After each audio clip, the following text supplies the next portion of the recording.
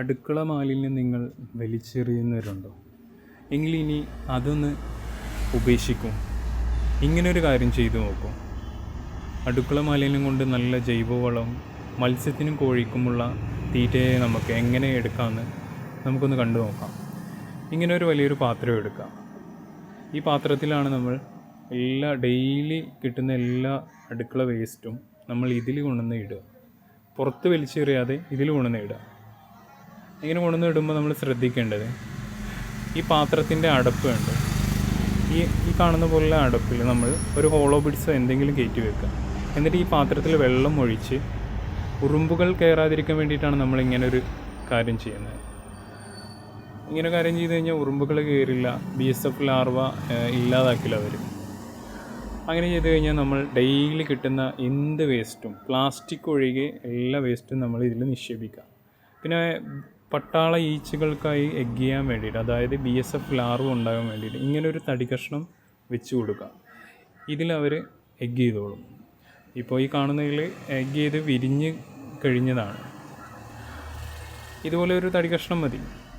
നമ്മൾ daily waste ഒരാഴ്ച വരെ ഇട്ടതിന് ശേഷം ഇടയ്ക്ക് ചകിരിച്ചോറൊന്നിട്ട് മിക്സ് ചെയ്യാം.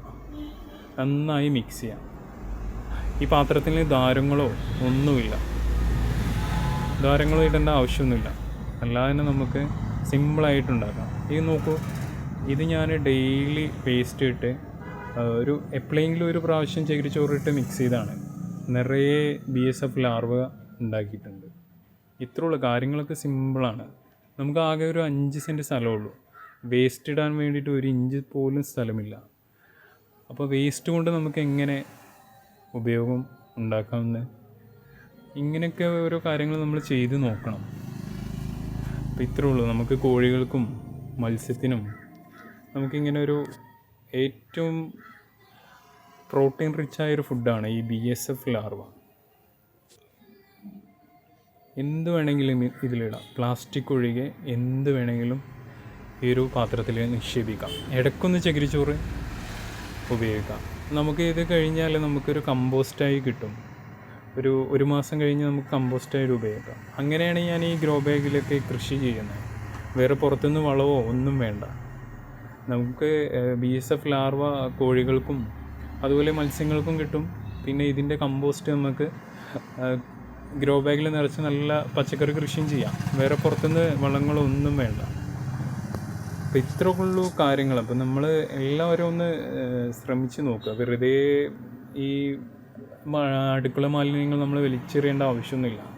ഇതുകൊണ്ട് നമ്മൾ ഇങ്ങനെയുള്ള കാര്യങ്ങളൊക്കെ ചെയ്യാം. ഈ കാണുന്നത് ഞാൻ 1 മാസത്തോളം ഞാൻ ഇട്ട് വെച്ചിരിക്കുന്നൊരു കമ്പോസ്റ്റാണ്. ഇത് ഫുള്ള് കമ്പോസ്റ്റ് ആയിട്ടുണ്ട്. ഈ BSF ലാർവ ഈ പുറത്ത് പോരാതിരിക്കാൻ വേണ്ടിയിട്ടാണ് ഇങ്ങനെ ഒരു ടൈലിൻ്റെ പീസ് വെക്കുക. അപ്പോൾ അതിൽ ഇത് BSF ലാർവ നോക്കിയേ, ബ്ലാക്ക് ടൈപ്പ് ഏറ്റവും പ്രോട്ടീൻ റിച്ചായ ഫുഡാണ് ഈ കാണുന്ന BSF ലാർവ. പ്യൂപ്പ സ്റ്റേജിലാണ് ഇവർ. കുറച്ച് കഴിഞ്ഞ് ഫ്ലൈ ആയി അവർ പോകും. അപ്പോൾ അതിന് വേണ്ടിയിട്ടാണ് നമ്മളിങ്ങനെ ടൈലിൻ്റെ പീസ് ഇങ്ങനെ വെച്ചിരിക്കുന്നത്. ഇങ്ങനെ ചെയ്യുമ്പോൾ നമുക്ക് BSF ലാർവ കളക്ട് ചെയ്യാൻ വളരെ സിമ്പിളാണ്.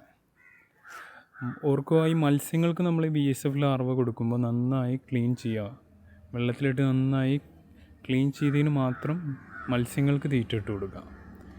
കോഴികൾക്കാവുമ്പോൾ നമ്മൾ ഡയറക്റ്റായിട്ട് നമുക്ക് കൊടുക്കാം. യാതൊരു പ്രശ്നവും വരില്ല. ഈ കോഴികൾക്ക് വളർച്ചയ്ക്കും അതുപോലെ മുട്ടുൽപാദനത്തിനും ഏറ്റവും പ്രിയപ്പെട്ട ഭക്ഷണമാണ്. തീറ്റ ചെലവ് നമുക്ക് കുറക്കാം ഇതുപോലുള്ള കാര്യങ്ങൾ ചെയ്താൽ. ഒന്നുമില്ല, നമ്മളൊരു പാത്രത്തിൽ അടുക്കളയിലെ മാലിന്യങ്ങൾ നമ്മൾ ഡെയിലി നിക്ഷേപിക്കുക. ആഴ്ചയിൽ ഒരിക്കലോ സ്മെല്ല് വരുന്ന ടൈമിൽ മാത്രം നമ്മൾ ചകിരിച്ചോറ് മിക്സ് ചെയ്യുക. ഇത്രയേ ഉള്ളൂ. ഇനി ആരും അടുക്കള മാലിന്യം വലിച്ചെറിയല്ലേ.